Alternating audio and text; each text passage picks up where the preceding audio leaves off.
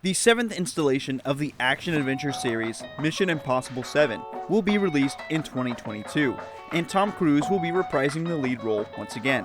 Of course, the main thing that connects our channel with this movie are the train scenes.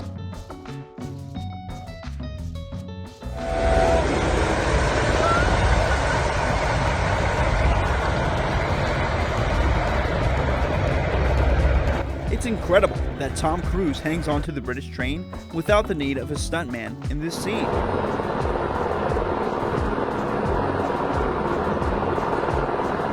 Then, of course, there's the moment when the coal train falls into the ravine. Watching that made us feel terribly sorry for him, and we wondered how much those several seconds of special effects cost the studio.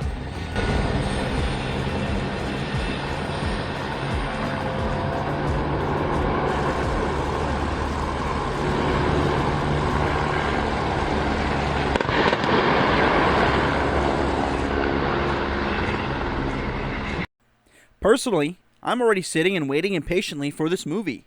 What do you think of the footage? Write your opinion on the film so far in the comments.